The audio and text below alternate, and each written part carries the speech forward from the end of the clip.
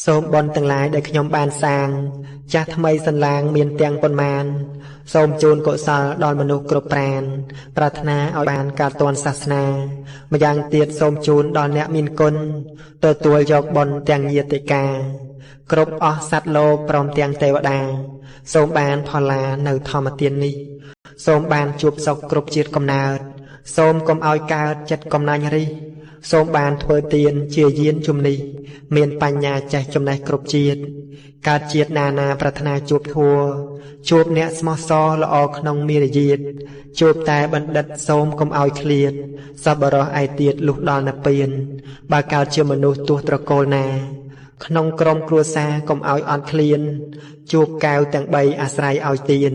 ឆាប់ដល់និព្វានតរៀងទៅសូមជូនបុណ្យធម្មទានដោយអំណាចនៃបុណ្យធម្មទានដែលយើងខ្ញុំមានចិត្តជ្រះថ្លាខិតខំបំពេញទោះពេលណាក្នុងពុទ្ធសាសនាទាំងប៉ុន្មានសូមលើកប្រកេនចំពោះសង្ឃសាវកគ្រប់អង្គផ្ចិតផ្ចង់ប្រានជូនអ្នកមានគុណសូមឲ្យបានកើតក្តីសុខសាន្តតរៀងទៅព្រមទាំងញាតិមិត្តក្នុងសង្សារទាំងពួកទេវតាកុំសល់នៅសពសត្វទាំងពួងសូមយល់ត្រូវកុំឲ្យធ្លាក់ទៅផ្លូវអវិជ្ជ័យសូមបានក្តីសុខគ្រប់អង្គាមានធម៌រាល់គ្នាទាំងប្រុសស្រី